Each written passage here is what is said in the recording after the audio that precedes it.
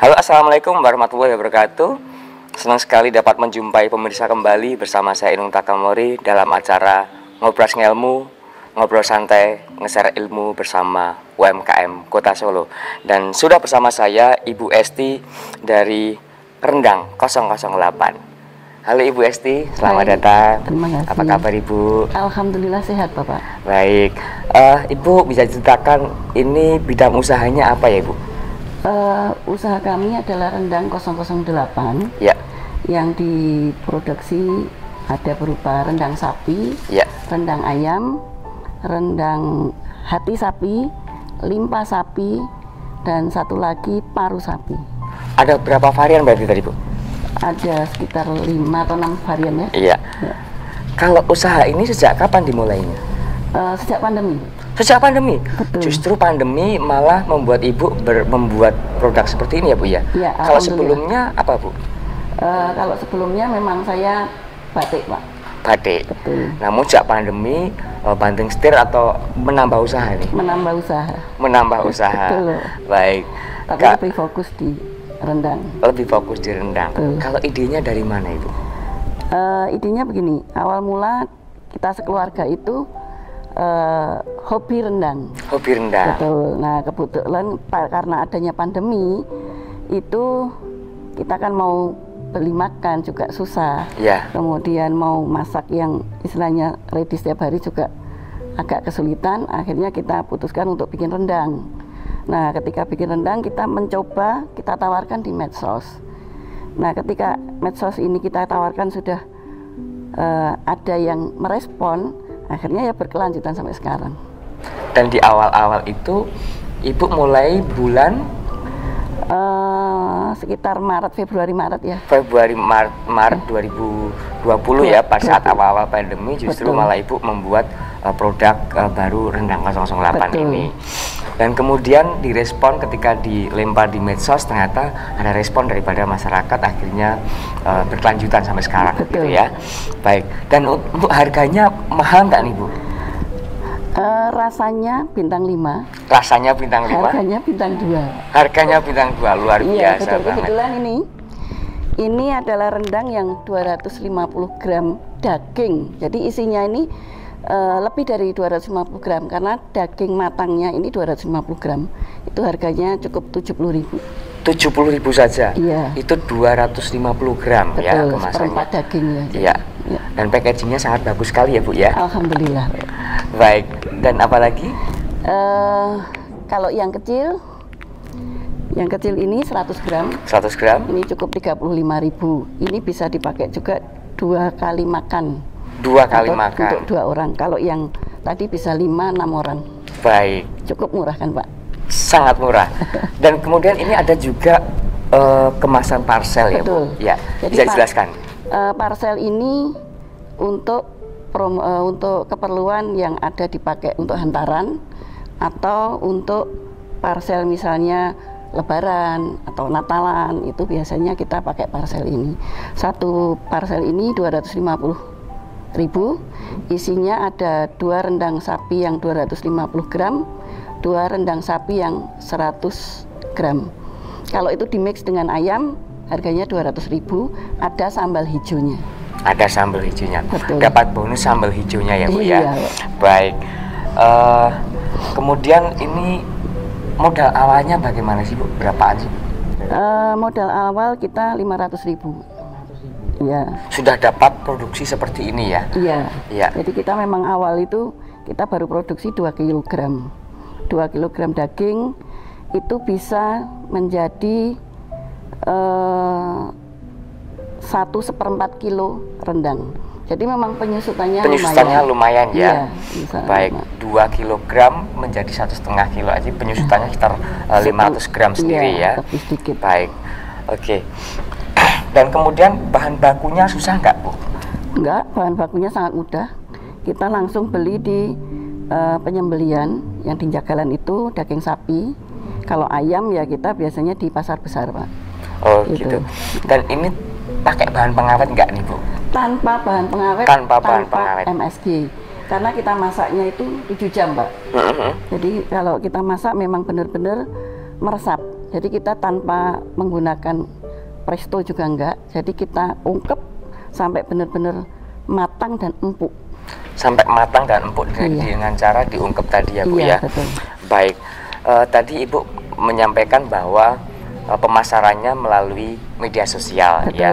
Media sosial apa yang biasa sering digunakan oleh Ibu? Ada IG-nya itu @rendang008. Kemudian ada Facebooknya Dwi Esti. Kemudian kita juga sudah bergabung dengan Gojek. Gojeknya itu 008 Food. Wah. Kita ada lagi marketplace. Di marketplace ya. Betul. Luar biasa. Ibu mengetahui media sosial ini belajar sendiri atau dari mana Ibu? Yang ngajarin anak saya, Pak. Yang ngajarin anaknya ya. Betul. Baik. Jadi sudah apa? Pemasaran lewat elektronik ya Bu ya? Iya. Kalau di konvensional seperti halnya yang biasa-biasa dijual di rumah mungkin atau mungkin dititipin ke orang gitu, apakah juga dilakukan juga? Kita kebanyakan online, Mbak. Kebanyakan kita online? Nggak titip kemana-mana. Baik. Karena kita hanya online. Alhamdulillah bisa lumayan. Sekarang dengan kondisi pandemi seperti ini, saya kalau masak itu 4 kilo, Pak. 4 kilo saat ini masak, ya? Itu nanti jadinya rendang kira-kira 3 kilo seperempat sampai 3,5 kilo. Bisa 1 maksimal 3 hari habis. Iya. Baik. Tadi Ibu sudah mengatakan tentang pemasarannya ya, pemasaran lewat media sosial. Dan kemudian apa sih yang melandasi Ibu ikut bergabung dengan PLUT Kota Surakarta? Oh, baik. Begini, awal mula kan memang saya diperkenalkan dengan teman untuk bergabung ke PLUT. Setelah kita masuk di PLUT, itu manfaatnya memang luar biasa, Pak. Jadi kita ada pembimbingan dari PLUT, kemudian ada sharing dari teman-teman, ya, kemudian dari sharing kan kita ada gabung grup juga, grup WA. Tapi sebenarnya kadang-kadang ada pertemuan, tapi karena ada pandemi, jadi kita jarang pertemuan. Nah, itu banyak sekali tentang kemarin juga pendampingan untuk bantuan pemerintah. Bantuan pemerintah. Iya, itu juga kita ada pendampingannya juga. Banyak. Ibu dapat waktu itu? Dapat, alhamdulillah, dapat. Dan pendampingannya seperti apa waktu itu? Kalau pendampingan dari PLUT itu biasanya mengarahkan cara pembuatan, cara menyusun perlengkapan, persyaratan untuk maju ke pemerintah. Waktu itu apa yang sudah Ibu dapatkan dari bantuan pemerintah? Yang 2,4. 2,4 juta. Betul. Itu ya. Dan kemudian bisa untuk menambah modal ya Bu ya. Justru di era pandemi itu dapat bantuan untuk stimulus untuk memperkembangkan usaha Ibu ya. Iya betul. Juga untuk pembelian alat-alat pelengkapnya. Pelengkapnya, baik. Dan kemudian harapan Ibu terhadap peran pemerintah ini seperti apa? Harapannya yang pasti UMKM ini, bukan hanya rendang ya, semua UMKM itu bisa lebih maju dengan mungkin salah satunya ada cara pemasaran, pembimbingan pemasaran, kemudian pembimbingan tentang izin-izin dan mempermudah untuk mendapatkan izin, karena kadang-kadang UMKM itu mau minta izin atau mencari izin itu agak kesulitan. Makanya itu harapan kita. Kemudian ada juga bantuan yang lain, mungkin bantuan peralatan. UMKM ini kan ada yang banyak yang membutuhkan peralatan yang harganya lebih mahal. Contohnya seperti saya ini harusnya ada vakum, karena vakum vakum untuk makanan kering dan basah itu beda.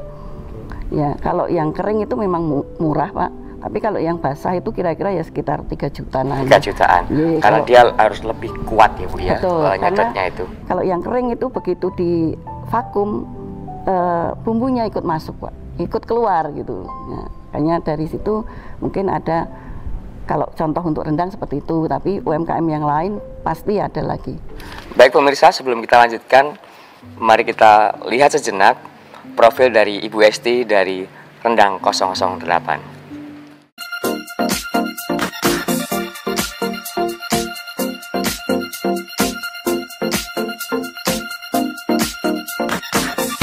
Nama saya Ibu Esti, produk rendang 008.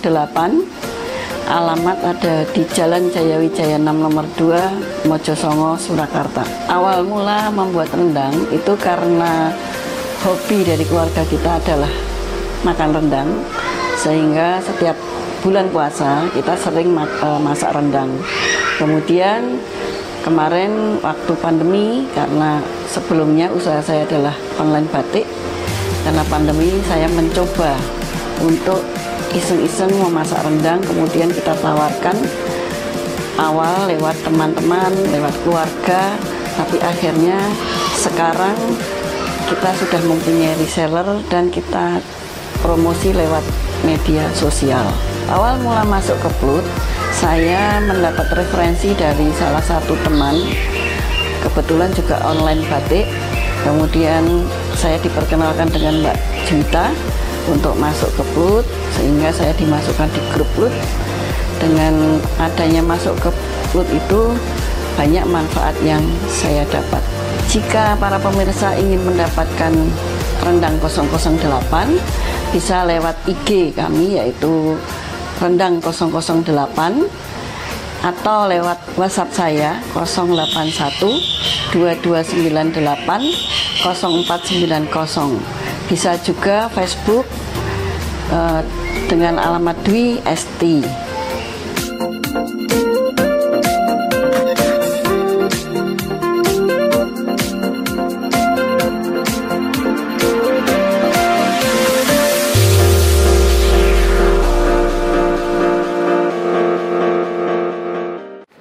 Baik, Ibu bisa jelaskan dalam 1 tahun ini pasti ada hambatan-hambatan, ada permasalahan-permasalahan. Bisa dijelaskan apa saja?